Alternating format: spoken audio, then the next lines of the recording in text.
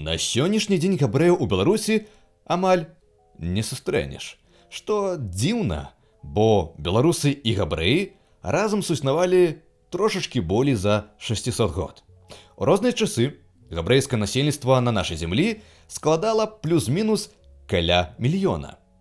У гэтым выпуску я раскажу, якім чынам нашы продкі завабілі габрэяў жыць у нас і як Беларусь страціла габрэйскае насельніцтва.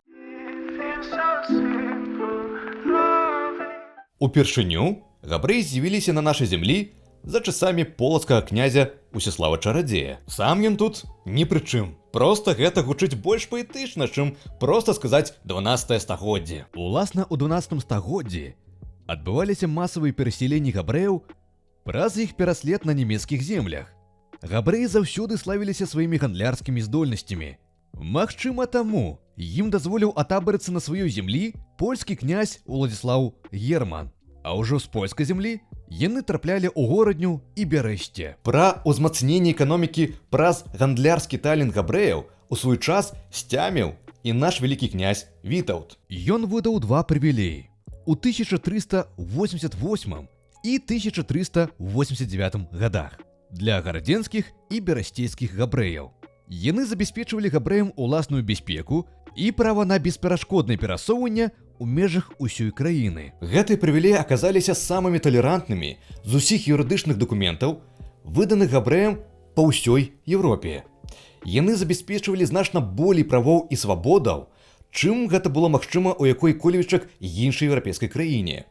Вітаўт рабіў усё магчымае, каб завабіць габрэяў селіцца менавіта ў вялікім княстве літоўскім. З гэтага моманту габрэйскае насельніцтва пачало імкліва расці. Вітаўскія прывілеі стварылі юрыдычны прэцэдэнт, пасля якога усе законы вялікага княства літоўскага вызначаліся асаблівай талерантнасцю у дачыненні да габрэйскага насельніцтва. Іх потым пацвердзіць вялікі князь і кароль Стэфан Баторый, ды дадасць яшчэ ўласны дэкрэт, які ўнясе забарону і лжыва абвінавачваць габрэяў перад судом або магістратам. А такіх выпадкаў хапала, бо хадзілі якісь дзіўныя пагалоскі пра тое, што нібыта габрэі ядуць хрысціянскіх дзяцей. Бздура, бздура, але людзі верылі. Росквіт для габрэйскага насельніцтва прыпаў на часы панавання вялікага князя і караля Жыгімонта Старога.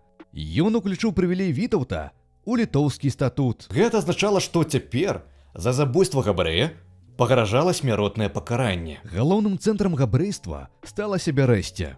Мясцовы кагал, гэтак называлася габрэйская рэлігійная абшчына, адыгрываў найважнейшую ролю ва ўсёй дзяржаве.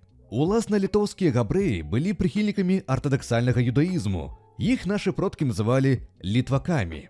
У 16 стагоддзі ў Бярэшце і горадні з'явіліся і ешывы. Гэта вышэйшыя рэлігійныя навучальныя установы для вывучэння святых іўдзейскіх тэкстаў. Ешывы вялікага княства сталіся узорнымі для ўсёй Еўропы, а пазней у Вільні адкрыюцца самыя слынныя у габрэйскім свеце ешывы, а саму Вільню пачнуць называць літоўскі Іерусалім. Габрэі ў вялікім княстве досыць хутка занялі прывілеяванае становішча, заняўшы шматлікія эканамічныя пазіцыі. А гэта збор мытні і падаткаў, вонкавы гандаль, арганізацыя кірмашоў ды гэтак далей. Магнаты ім здавалі ў арэнду цэлыя гарады, мястэчкі ды заездныя двары. Па многіх юрыдычных пунктах габрэі ўраўноўваліся са шляхтай. З 17 стагоддзя яны займелі літоўскі ваат, габрэйскі орган самакіравання ў вялікім княстве літоўскім, які ў тым ліку займаўся зборам падаткаў ды адміністрацыйнымі пытаннямі гарадскіх габрэяў.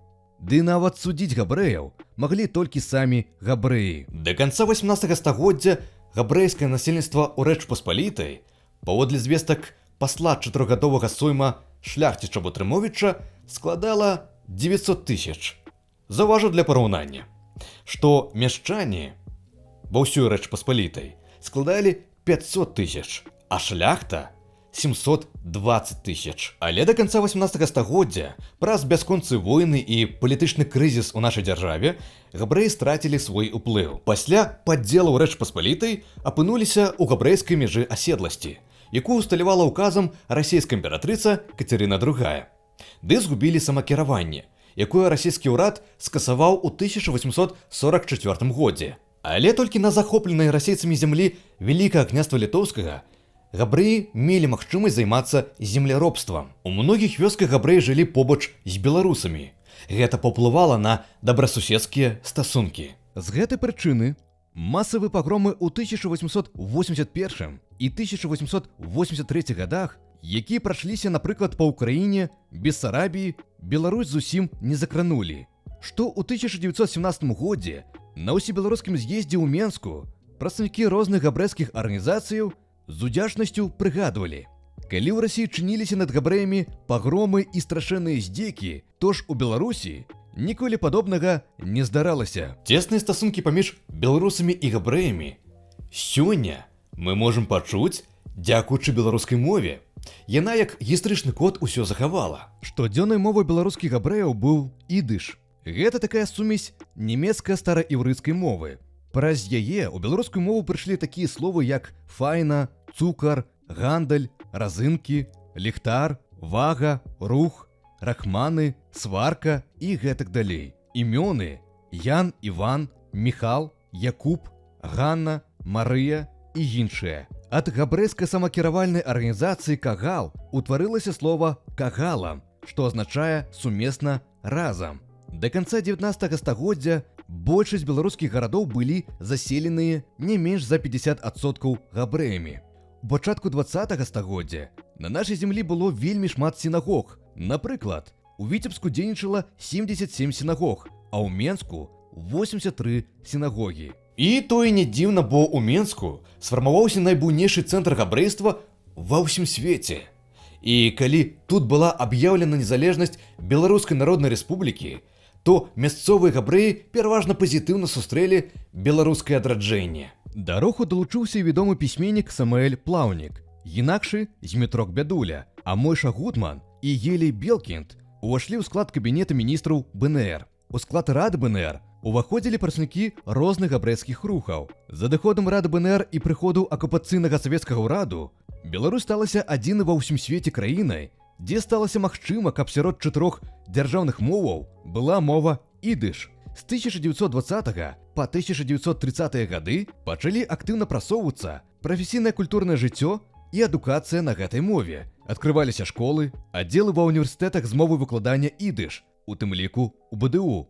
Выходзілі перыядычныя выданні на ідыш, газета «Акцябр» і літаратурны часопіс «Штэрн». У пачатку 1930-х гадоў габрэйская культура пачала занепадаць.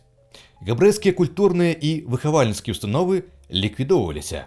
Паралельна з тым ішлі масавыя чысткі габрэйскай інтэлігенцыі ў Беларусі. З далучэннем заходняй часткі Беларусі да ўсходняй у 1939 годзе сумарная колькасць габрэяў склала 700 000. Многія габрэйскія дзеячы заходняй Беларусі былі рэпрэсаваныя. Савецкія рэпрэсіі ў 1941 годзе замяніліся на нацысцкія. На тэрыторыі Беларусі было ўтворана 111 гетта, куды звозілі габрэяў з усёй Еўропы. Найбуйнейшае гетта знаходзілася ў Менску. За гады вайны ў гета на тэрыторыі Беларусі загінула каля 800 000 габрэяў. Перажылі тую вайну усяго толькі 30 000. Пасля Другой сусветнай вайны савецкі ўрад дазволіў габрэям пакідаць савецкую Беларусь, каб перабрацца ў Ізраіль. З кожным годам габрэяў у Беларусі станавілася ўсё меней і меней. На знікненне габрэяў у Беларусі паплывалі дзве таталітарныя сістэмы – нацысцкая і савецкая. Тым не менш, Беларусь усё адно застаецца радзімай і роднай калыскай для процьмы габрэяў, у тым ліку славутых на ўвесь свет. Даслайце гэты выпуск сваім сябрам і сяброўкам. Яшчэ пачуемся. Шчыры дзякуй за прагляд. Калі вам падабаюцца выпускі, то спадарства можа падтрымаць іх выхад або на Патрыёне, або па спонсарскай падпісцы на Ютубе.